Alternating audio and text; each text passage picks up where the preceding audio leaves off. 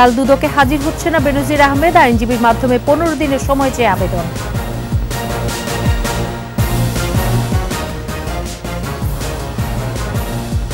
উন্নয়ন পরিকল্পনায় পরিবেশ রক্ষার নির্দেশ প্রধানমন্ত্রীর, রাসায়নিক সারের বিকল্প ভাবার তাগিদ। রেকর্ড 7,97,000 কোটি টাকার বাজেট পেশ, কাল প্রবৃদ্ধির লক্ষ্যমাত্রা 6.75%। 60 উপজেলায় ভোট শেষে চলছে গণনা, বিচ্ছিন্ন সংঘাতে আহত 16, প্রিজাইডিং অফিসার সহ আটক 28।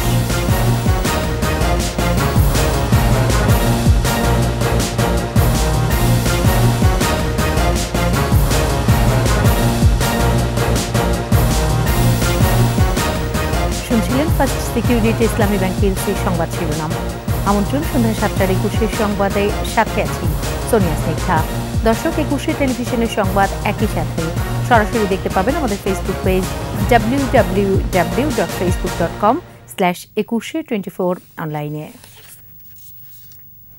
অবশেষে সাবেক পুলিশ প্রধান বেনজির আহমেদের পক্ষ থেকে সাড়া পাওয়া গেছে।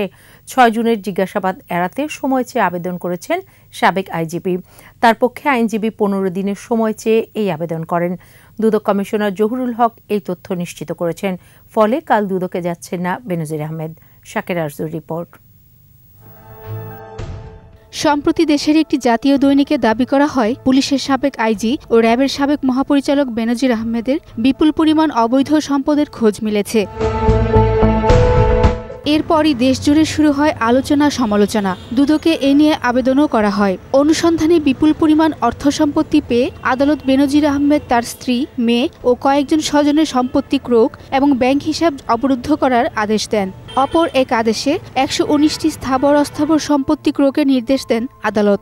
এরপর 6টি বিও অ্যাকাউন্ট জব্দ করেছে পুঁজিবাজার নিয়ন্ত্রক সংস্থা বিএসইসি। দুদকের অনুসন্ধান চলাকালে 6 জুন বেনজির আহমেদ ও 9 জুন দুদকে বেনজিরের পরিবারকে তলব করা হয়।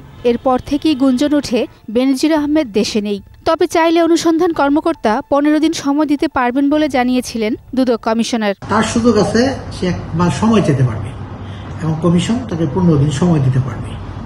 এই এখতিয়ার কমিশনের আছে। 15 দিন পরেও যদি সে না আসে তাহলে ধরে নিতে হবে তার কোনো বক্তব্য নাই। এরই প্রেক্ষিতে বুধবার 15 দিনের সময় চেয়ে দুদকে আবেদন করেন বেনজির আহমেদ।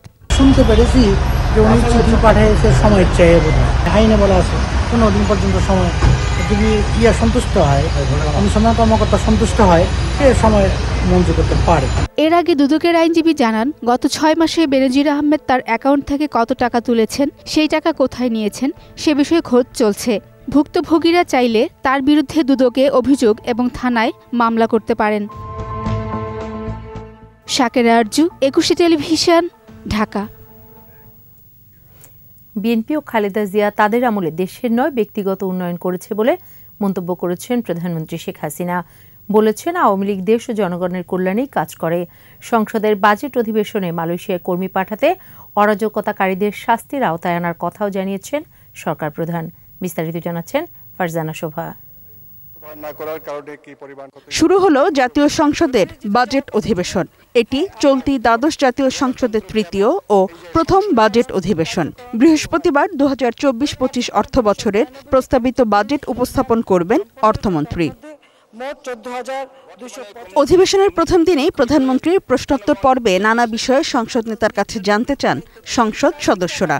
জবাবে সরকারি নিয়ম মেনে ও সুযোগ ব্যবহার না করে বিদেশে অবৈধভাবে শ্রমশক্তি পাঠানো বন্ধের প্রধানমন্ত্রী বলেন, মালয়েশিয়া গমনেচ্ছু শ্রমিকদের হয়রানির জন্য দায়ীদের বিরুদ্ধে ব্যবস্থা নেওয়া হবে। এই বাদ পড়ার কারণটা কি সেটা অনুসন্ধান করা হচ্ছে। আরেকটা বিষয় আমার মনে হয় মাননীয় সংসদ সদস্য সঠিকভাবে বলেছেন যে যখনই আমরা আলোচনা করে ঠিক করি কত লোক যাবে কি যাবে, ঠিক তখনই দেখা যায় যে আমাদের দেশের এক শ্রেণীর লোক তারা ওই ম্যানপাওয়ারে ব্যবসা করে এবং তারা তড়িঘড়ি করে লোক পাঠানোর চেষ্টা করে। আবার এদের সাথে ওই মালয়েশিয়ারও কিছু সংযুক্ত আছে, যার ফলে জটিলতার সৃষ্টি হয়। প্রতিটি বারই যখনই আলোচনা করে, সরকারি পক্ষ থেকে আলোচনা করে একটা সমাধানে যায়, তখনই কিছু লোক দ্রুত সেখানে ছুটে যায়, যে একটা অস্বাভাবিক পরিস্থিতির সৃষ্টি করে। এবারে কি সমস্যাটা হয়েছে, অবশ্যই এটা আমরা খতিয়ে দেখছি এবং এর জন্য যদি কেউ দায়ী থাকে অবশ্যই তার বিচার করা হবে। বিএনপি আমলে জনবান্ধব সব পদক্ষেপ বন্ধের সমালোচনা করে তিনি বলেন, আওয়ামী লীগ সরকার জনগণের লাভ বা সুবিধা যাচাই করেই যে কোনো প্রকল্প বাস্তবায়ন করে। প্রকল্প নেবার সময় সবথেকে বেশি যেটা গুরুত্ব দেই সেটা হলো এই প্রকল্পগুলি অন্তত পক্ষে পরিবেশ বান্ধব হতে হবে এবং মানুষের জীবনমান উন্নত হতে হবে, সেদিকে খেয়াল রেখেই আমরা প্রকল্প নিয়ে থাকি। শুধু প্রকল্প নেওয়ার জন্য আমরা নেই না, এমন কোনো বিদেশি অর্থায়নেও যদি প্রকল্প আসে তো সে প্রকল্পগুলি আমরা আগে বিবেচনা করি যে তার কতটুকু আমার দেশের জন্য কার্যকর, এর থেকে জনগণ কি পাবে বা ওই প্রকল্প বাস্তবায়ন হলে তার রিটার্ন কি আসবে, সেগুলো আমরা বিবেচনা করেই তখন গ্রহণ করি। সরকার প্রধান জানান, প্রতিটি জেলায় মেডিকেল কলেজ গড়ার চেয়ে মানসম্মত চিকিৎসক ও সেবা নিশ্চিত করতে চায় সরকার। আর মেডিকেল কলেজগুলিও যে যখন আমরা করছি, অবশ্যই মেডিকেল কলেজ করবার আগে যথাযথ শিক্ষক পাওয়া যাবে কিনা, কত ছাত্র পাওয়া যাবে এবং যারা শিক্ষা নেবে সেখানে সেই হাসপাতাল উপযুক্ত আছে কিনা বা সেই সেবাটা নিতে পারবে কিনা, এই সকল বিষয়গুলি বিবেচনা করেই কিন্তু মেডিকেল কলেজগুলি করা হয়। যেখানে সেখানে যে কোনো সংস্থা বা প্রকল্পের নাম রাখতে বঙ্গবন্ধু বা তার পরিবারের নাম ব্যবহার করা যাবে না বলেও জানান বঙ্গবন্ধু কন্যা।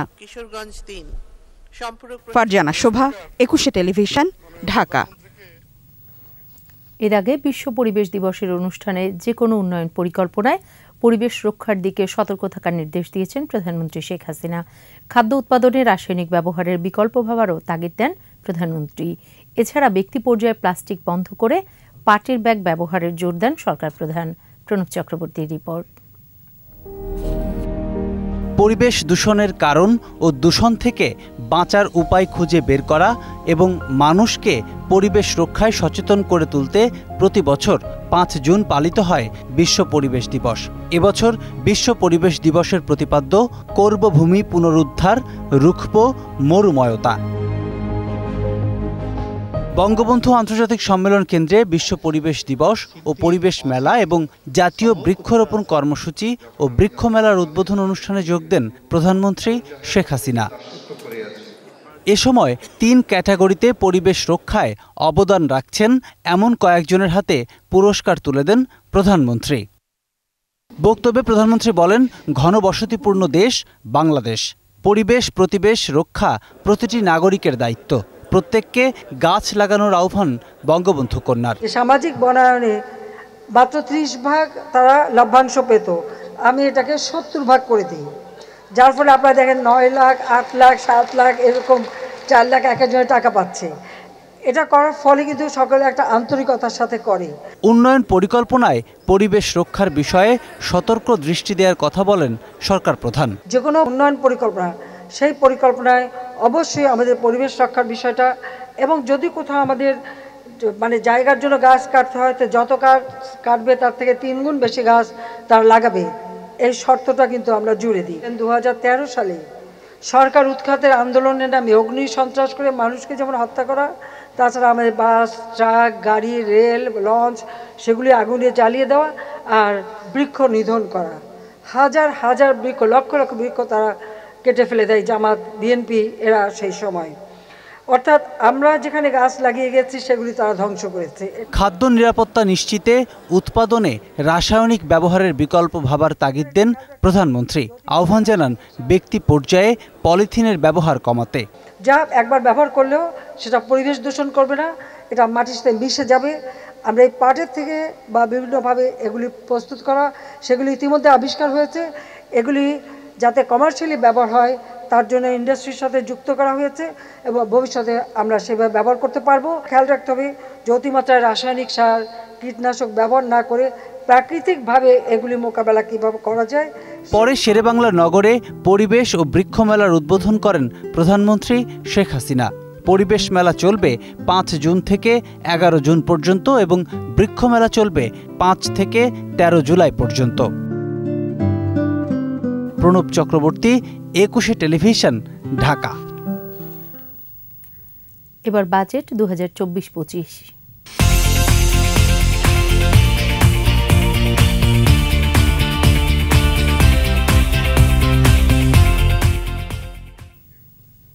কাল সংসদে উঠছে 2024-25 অর্থ বছরের জাতীয় বাজেট। রেকর্ড 7,97,000 কোটি টাকার নতুন বাজেটে প্রায় 5,07,000 কোটি টাকা যাচ্ছে পরিচালন খাতে। উন্নয়নে বরাদ্দ থাকছে 2,81,000 কোটি টাকা। রাজস্ব আয়ের লক্ষ্যমাত্রা নির্ধারণ করা হচ্ছে 5,45,400 কোটি টাকা। এর মধ্যে জাতীয় রাজস্ব বোর্ডকে জোগাড় করতে হবে 4,80,000 কোটি টাকা। প্রবৃদ্ধি অর্জনের লক্ষ্য ধরা হচ্ছে 6.75%। তৌহিদুর রহমানের রিপোর্ট। বৈদেশিক মুদ্রার রিজার্ভ চাপে, ডলারের বিপরীতে কমছে স্থানীয় মুদ্রার মান, সাথে যোগ হয়েছে উচ্চ মূল্যস্ফীতি। তাই একদিকে আমদানি কমিয়ে রিজার্ভ ধরে রাখার চেষ্টা, অন্যদিকে উৎপাদন ও যোগান বাড়িয়ে সরবরাহ স্বাভাবিক রাখার চ্যালেঞ্জ। পাশাপাশি মানুষের উন্নয়ন আকাঙ্ক্ষাও কম নয়।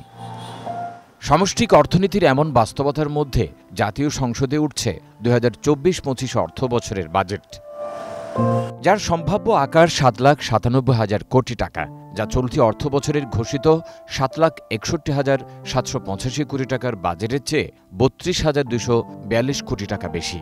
নতুন বাজেটে পরিচালন ব্যয় ধরা হচ্ছে 5,06,971 কোটি টাকা, আর বার্ষিক উন্নয়ন কর্মসূচি এডিপি সহ উন্নয়ন খাতে মোট ব্যয় বরাদ্দ রাখা হচ্ছে 2,81,453 কোটি টাকা।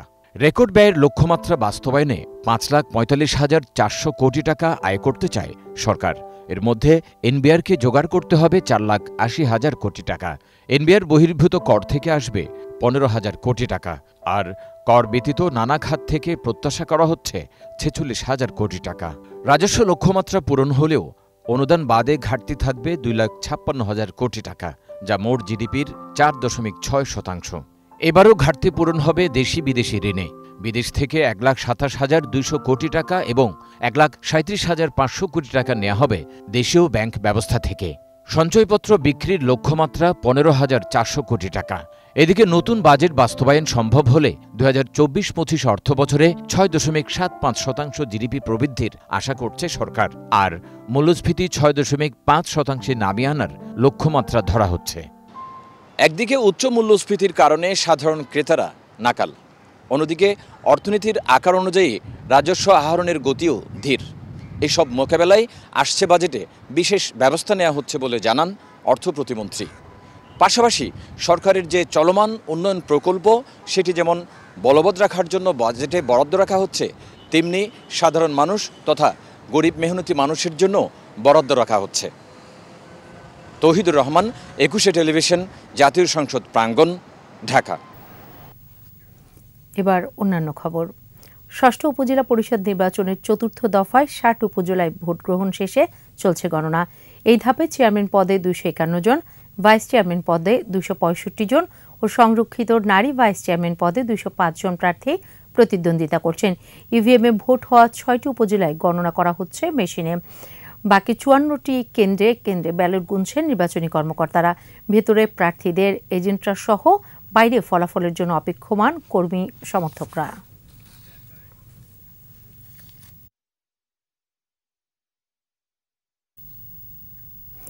এর আগে সকাল 8টা থেকে বিকাল 4টা পর্যন্ত ভোট গ্রহণের পরিবেশ ছিল শান্তিপূর্ণ।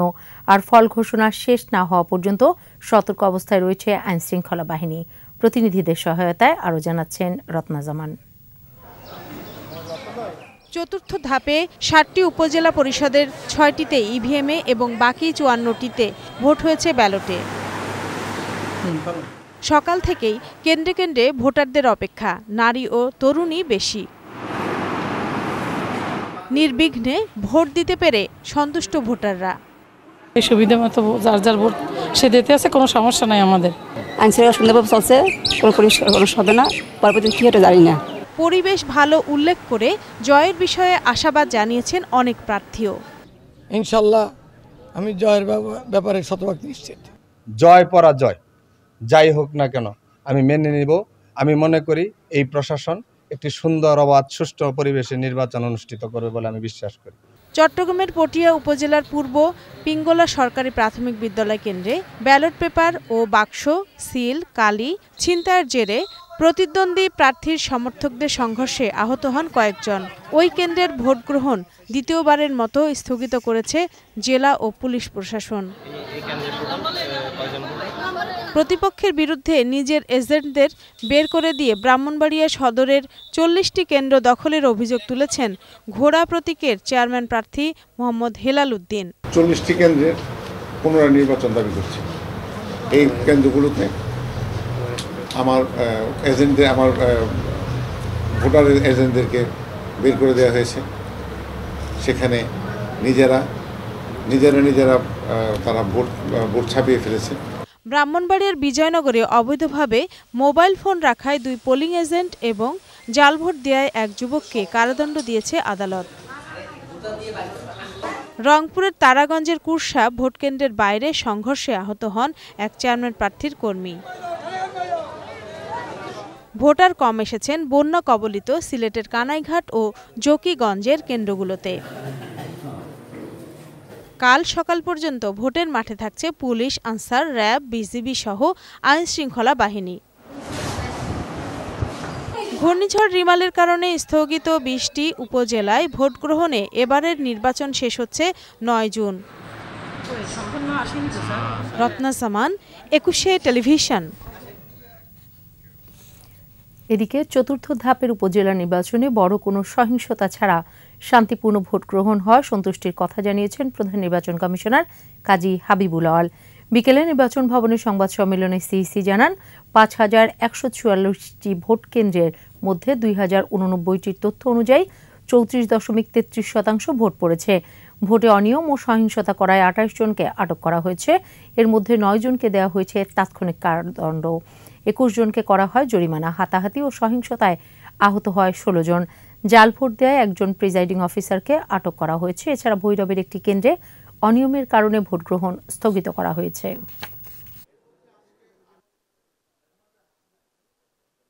নির্বাচনটা কোনো রকম মেজর কোনো ইনসিডেন্ট, আমরা বিশেষ করে সহিংসতা হয়নি, সেটা একদিক থেকে স্যাটিসফাইং একটা ইস্যু। কিন্তু এগুলো বিচার বিশ্লেষণ, এগুলো পলিটিক্যাল বিচার বিশ্লেষণটা আমরা এখন করতে পারবো না।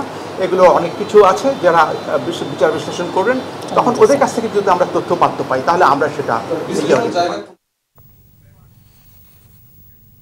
কোরবানির পশু বহনকারী গাড়ি হাটে পৌঁছাতে রাস্তায় কোনো বাধার সম্মুখীন যেন না হয় সেদিকে আইন শৃঙ্খলা রক্ষা বাহিনী কড়া নজর রাখছে বলে জানিয়েছেন স্বরাষ্ট্রমন্ত্রী আসাদুজ্জামান খান কামাল।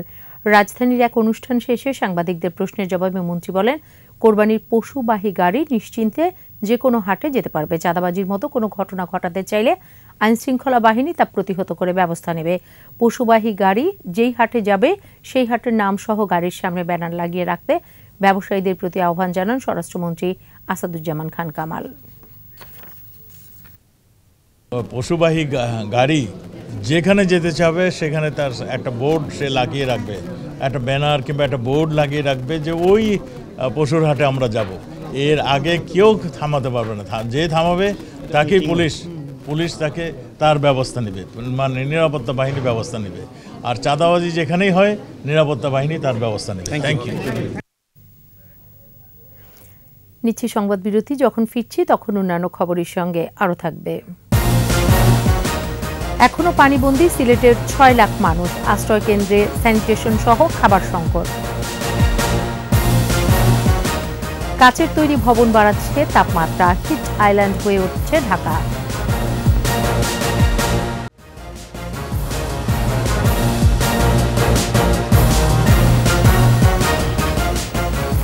আবারও আমন্ত্রণ সন্ধ্যা 7:21 সংবাদে। ক্ষমতায় থাকার জন্য বর্তমান সরকার বেনজির আজিজদের ব্যবহার করেছে বলে অভিযোগ করেছেন বিএনপি মহাসচিব মির্জা ফখরুল ইসলাম আলমগীর। জাতীয় প্রেসক্লাবে দলের প্রতিষ্ঠাতা জিয়াউর রহমানের মৃত্যুবার্ষিকী উপলক্ষে ওলামা দল আয়োজিত আলোচনায় যোগ দেন মির্জা ফখরুল। বেনজির সাহেব তিনি ছিলেন পুলিশ বাহিনীর প্রধান, র্যাবের প্রধান। তার বিরুদ্ধে যখন সমস্ত কাগজ পত্রিকাগুলোতে তার অপকীর্তি, তার চুরি, তার দুর্নীতি বেরিয়ে আসছে, তখন আওয়ামী লীগের সাধারণ সম্পাদক সাহেব বলছেন সে কি আওয়ামী লীগ করে? আওয়ামী লীগের নাম ছিল কিনা জানি না, আওয়ামী লীগকে ডিফেন্ড করবার জন্য, তাকে ক্ষমতায় রাখার জন্য তিনি তার সর্বশক্তি নিয়োগ করেছেন।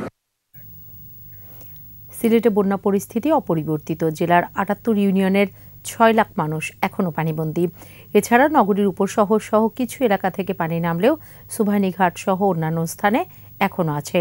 স্যানিটেশন, বিশুদ্ধ পানি ও খাবার সংকটে 571টি আশ্রয় কেন্দ্রে আছেন 4,557 জন বন্যার্ত মানুষ। সিলেট বিভাগীয় প্রতিনিধি ওয়েস খসরুর রিপোর্ট, জানাচ্ছেন মাসুম আলিসা। কুশিয়ারা নদীর পানি বিপদসীমার উপর দিয়ে প্রবাহিত হওয়ায় সিলেটের জকিগঞ্জ, বিয়ানীবাজার, ফেঞ্চুগঞ্জ এবং বালাগঞ্জ উপজেলার লাখো মানুষ এখনো পানিবন্দী।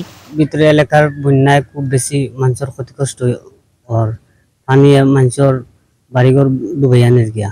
পানিটা বাঙ্গন ধরছে, উপরে পাহাড়ি ডল লামছে না, আর যদি আরো 2-1 দিন লামতো তাহলে অনেক ক্ষতিগ্রস্ত হইল অনেক মানুষের। সুরমা নদীর পানি বিপদসীমার নিচে নেমে আসায় সিলেট নগরীতে পানি কমছে। তবে স্যানিটেশন, বিশুদ্ধ পানি এবং খাবার সংকটের কথা জানিয়েছে বন্যার্ত ও আশ্রিতরা। আমাদের নিচু অঞ্চল যেমন সি ব্লকের 37, ডি ব্লকের 14 নম্বর রোড সহ 27 সহ অনেক এলাকায় হাঁটু পানি আছে অনেক রাস্তায়। যে ময়লা পানি ঢুকতেছে এগুলো ব্যবহার করতে পারতেছি না, উপরে তো আবার পরিষ্কার করে আবার এখন আবার রাত্রে আবার পানি বাড়ছে। 3টার সময় পানি, 4টার সময় পুরো রাস্তা উড়াত পানি হয়ে গেছে। আমরা উঠছি, উঠে মালটাল আটাইছি, উপসারবাসী অনেক সমস্যার মধ্যে আসুন। নগরীকে রক্ষায় 20 কিলোমিটার নদী খনন ও বেড়িবাঁধ নির্মাণ প্রকল্প চূড়ান্ত অনুমোদনের অপেক্ষায়। এই মুহূর্তে আমাদের করণীয় হলো যে এলাকায় পানি নেমে যাবে সাথে সাথে আমরা এই এলাকাটাকে ক্লিন করে ফেলবো। ক্লিন করে যেখানে ময়লা আবর্জনা আছে ময়লা আবর্জনাগুলো সরানো আমাদের প্রথম দায়িত্ব। সাথে সাথে এই এলাকাগুলোয় আমরা কিছু ব্লিচিং ছিটিয়ে দিব যাতে করে কোনো রিক জীবাণু কোনো ধরনের ক্ষয়ক্ষতি না করতে পারে। সুরমা নদী 20 কিলোমিটার, আমরা এটা যদি খনন করতে পারি আমাদের বিশ্বাস যে এই যে ফ্লাশ ফ্লড হয় পানিটা খুব দ্রুত নেমে যাবে। সকাল 6টা পর্যন্ত গত 24 ঘন্টায় 143 মিলিমিটার বৃষ্টিপাত হলেও নতুন করে পানি বাড়েনি। মাসুম আলিসা, 21 টেলিভিশন। গত এক দশকে রাজধানীতে ব্যাপক হারে বেড়েছে কাচের তৈরি ভবন নির্মাণ। বিশেষজ্ঞরা বলছেন এতে সৌন্দর্য বাড়লেও একই সাথে বাড়ছে পরিবেশ বিপর্যয়ের শঙ্কা। এসব ভবনে সূর্যের তাপ বেশি শোষণ করায় তাপমাত্রা কয়েক গুণ বেড়ে যায়। হিট আইল্যান্ডে পরিণত হচ্ছে ঢাকাসহ পুরো দেশ। পরিবেশের জন্য ক্ষতিকর ভবন নির্মাণ বন্ধে বিধিমালায় সুস্পষ্ট নির্দেশনার তাগিদ নগর পরিকল্পনাবিদদের। বিশ্ব পরিবেশ দিবসে শিউলি শবনমের বিশেষ প্রতিবেদন।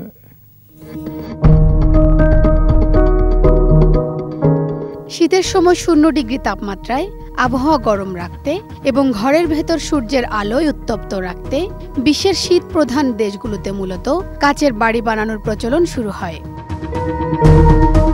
কিন্তু পশ্চিমা দেশগুলোর অনুকরণে চকচকে রূপ ও আভিজাত্য ফুটিয়ে তুলতে ঢাকাসহ দেশের বিভিন্ন শহরেও আধুনিক নির্মাণ শৈলীর বহুতল কাচের ভবন তৈরিতে ঝুঁকছে ভবন মালিকরা।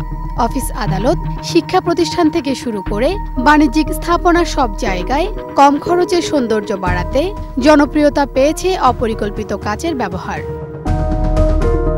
এটা আসলে দৃষ্টিনন্দন, দেখতে ভালো লাগে, চাকচিক্য আছে, এজন্য মানুষ এটার পেছনে খুব অতি দ্রুতই ছুটে যায়। বিশেষজ্ঞরা বলছেন বাংলাদেশের নাতিশীতোষ্ণ আবহাওয়া কাচের ভবন তৈরির অনুপযোগী। এখানে সূর্যের আলোর তীব্রতা বেশি থাকায় কাচের ব্যবহার তাপমাত্রাকে আরও বাড়িয়ে দেয়। কাচের ভবনগুলো শীতল রাখতে শীতাতপ নিয়ন্ত্রিত যন্ত্রের ব্যবহার পরিবেশকে আরও এক ধাপ উত্তপ্ত করে। রাজধানী সহ সারা দেশে তাপমাত্রা বাড়ার পেছনে কাচের ভবন অন্যতম কারণ বলেও মনে করছেন তারা। রাজধানীর গুলশান, বনানী, উত্তরা, পল্টন, মতিঝিল, কারওয়ান বাজার এলাকায় কাচের ভবনের আধিক্য বেশি চোখে পড়ে এবং এসব ভবনের পাশে তাপমাত্রা 2 থেকে 3 ডিগ্রি সেলসিয়াস বেশি বলে গবেষণায় উঠে এসেছে। অপরিকল্পিত কাচের ব্যবহারের মাসুল গুনতে হবে বলে হুঁশিয়ারি দিচ্ছেন পরিবেশবিদরা। কাচের ব্যবহার বৃদ্ধি পাওয়ার কারণে সূর্যের আলো কাচ ভেদ করে ভিতরে প্রবেশ করে তাকে উত্তপ্ত করছে, তাপমাত্রা সেখানে ট্র্যাপ হয়ে যায়। সেটি থেকে বাঁচার জন্য এয়ার কন্ডিশনিংয়ের ব্যবহার অনেক বৃদ্ধি পায় এবং এয়ার কন্ডিশনিংয়ের যে ক্যাপাসিটি সেটিকে কয়েক গুণ বেশি বৃদ্ধি করতে হয়।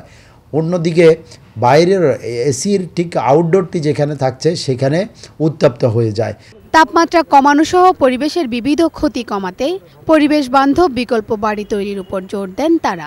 আমার যে দেশজ উপকরণ, দেশজ প্রক্রিয়া এবং আমার যে তাপমাত্রা পরিবেশ তার সাথে সামঞ্জস্যপূর্ণ করা বাধ্যবাধকতা করতে হবে। বিদেশের অনুকরণের হুবহু কপি করে যেটা বসানো সেটাকে অবশ্যই পরিত্যাজ্য। ভবন কে কিভাবে নির্মাণ করবে আইনে এমন কোনো বাধ্যবাধকতা না থাকায় অনিয়ন্ত্রিত কাচের ব্যবহার বাড়ছে। ইমারত নির্মাণ বিধিমালা সংশোধন করে ভবন নির্মাণ বিষয়ে সুস্পষ্ট নির্দেশনা জরুরি বলে মনে করছেন নগর বিশেষজ্ঞরা। অনিয়ন্ত্রিতভাবে হলে নানান ধরনের দুর্যোগ হতে পারে এবং আমাদের শহরের প্রেক্ষিতে কতটুকু পরিমিত সেটা আমাদের এই নীতিমালার মাধ্যমে নির্ধারণ করে দেওয়া উচিত। এখন এটা ক্লিয়ারলি নাই, বিএনবিসি এবং ইমারত নির্মাণ বিধিমালায় নাই, আবার নিষেধও করা নাই। সেই কারণে এই সুযোগটা নিয়ে আমাদের এই অনেকগুলো ভবন হয়ে গিয়েছে। একই সঙ্গে ইমারত নির্মাণ উপকরণ ও স্থাপত্যের নজরদারি বাড়ানোর তাগিদ নগর বিশেষজ্ঞদের। শিউলি শবনম, একুশে টেলিভিশন, ঢাকা। এবার বিকাশ ঈদ কেনাকাটার খবর।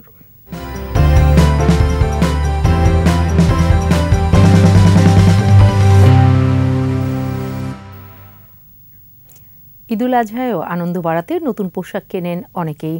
ছেলে মেয়ে ছোট বড় সবার জন্য তাই নতুন পোশাকের সমাহার ঘটিয়ে থাকে ফ্যাশন হাউসগুলো। আর এই আনন্দে সামিল হয়ে কেনাকাটায় 10% ক্যাশব্যাক দিচ্ছে মোবাইল ব্যাংকিং প্রতিষ্ঠান বিকাশ। বিস্তারিত মিনালা দিবার রিপোর্টে। ধনী গরিব ভেদাভেদ ভুলে পরস্পরকে বুকে টেনে নেয়ার দিন হলো ঈদের দিন।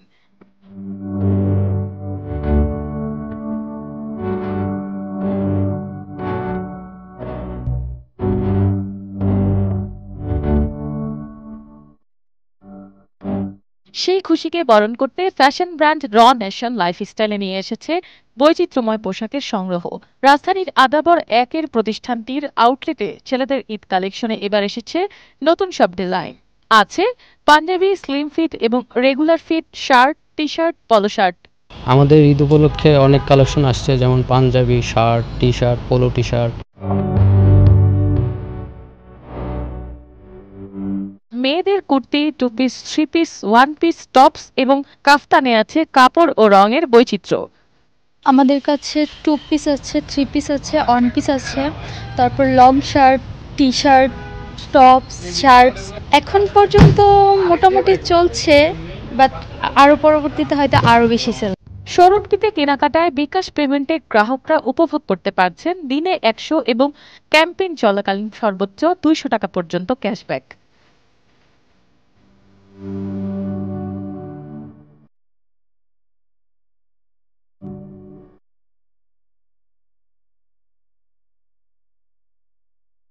পেমেন্ট করলে 200 টাকা পর্যন্ত ক্যাম্পেইন ক্যাশব্যাক করবে, সেটা হচ্ছে পুরো কুরবানির টাইম জুড়ে। তো ফার্স্ট ডে সে 100 টাকা ক্যাশব্যাক করে, পরবর্তী দিন সে 100 টাকা ক্যাশব্যাক করে পেমেন্টের উপরে।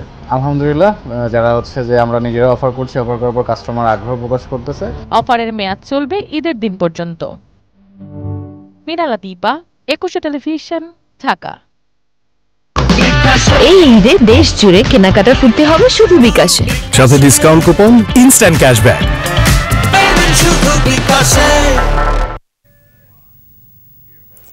নিচ্ছি সংবাদ বিরতি। যখন ফিরছি তখন অন্যান্য খবরের সঙ্গে আরও থাকবে।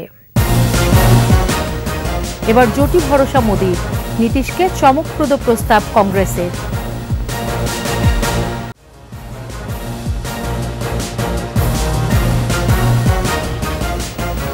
আবারও আমন্ত্রণ সন্ধ্যা 7টার 21 সংবাদে।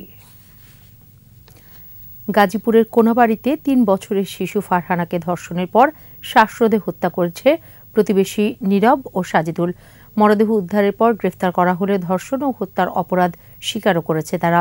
নিহত ওই শিশু কোনাবাড়ির বাইমাইল মধ্যপাড়ার বাসিন্দা দোকান কর্মচারী শহীদুল ইসলামের মেয়ে। এলাকার রমিজউদ্দিনের ভাড়া বাড়িতে পরিবারের সাথে থাকত সে। পুলিশ জানায় গতকাল সকাল থেকে শিশু ফারহানাকে কোথাও খুঁজে পাচ্ছিলেন না বাবা মা সহ স্বজনেরা। পরে আজ দুপুরে পাশের গলিতে পুরো শরীর টেপ পেঁচানো অবস্থায় তার বস্তাবন্দি মরদেহ দেখতে পান এলাকাবাসী ও পরিবারের সদস্যরা। এ ঘটনায় গ্রেফতারের পর ধর্ষণ ও হত্যার অপরাধ স্বীকার করেছে একই বাসার অন্য 2 ভাড়াটিয়া নীরব ও সাজিদুল।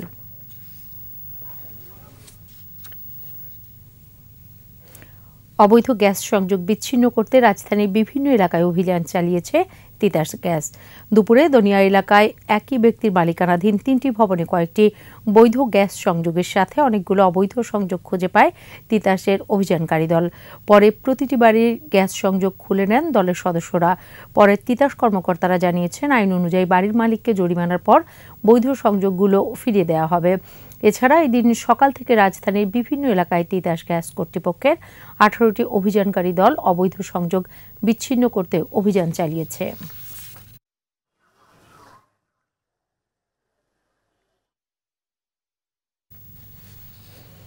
এবার ব্যবসা বাণিজ্যের সংবাদ।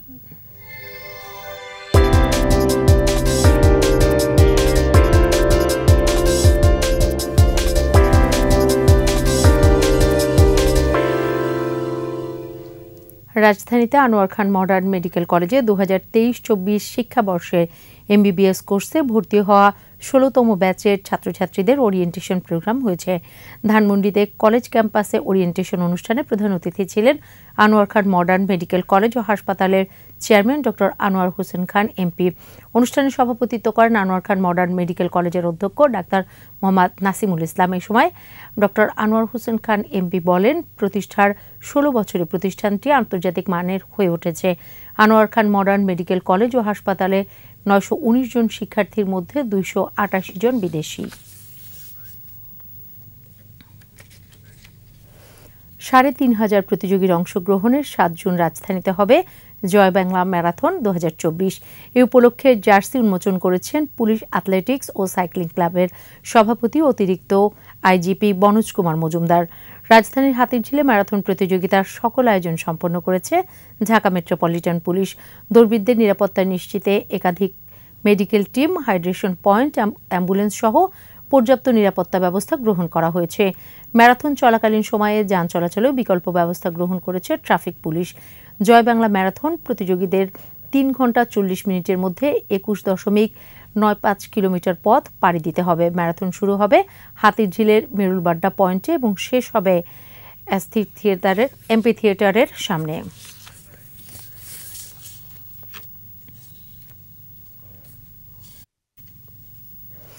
আর এর সাথে শেষ করছি সন্ধ্যা 7টার 21 সংবাদ। যাবার আগে ফার্স্ট সিকিউরিটি ইসলামী ব্যাংক পিএলসির সংবাদ শিরোনামগুলো আরো একবার। কাল দুদকে হাজির হচ্ছে না বেনজির আহমেদ, আইনজীবীর মাধ্যমে 15 দিনের সময় চেয়ে আবেদন। উন্নয়ন পরিকল্পনায় পরিবেশ রক্ষার নির্দেশ প্রধানমন্ত্রীর, রাসায়নিক সারের বিকল্প ভাবার তাগিদ। রেকর্ড 7,97,000 কোটি টাকার বাজেট পেশ কাল, প্রবৃদ্ধির লক্ষ্যমাত্রা 6.75%। 60 উপজেলায় ভোট শেষে চলছে গণনা, বিচ্ছিন্ন সংঘাতে আহত 16, প্রিজাইডিং অফিসার সহ আটক 28।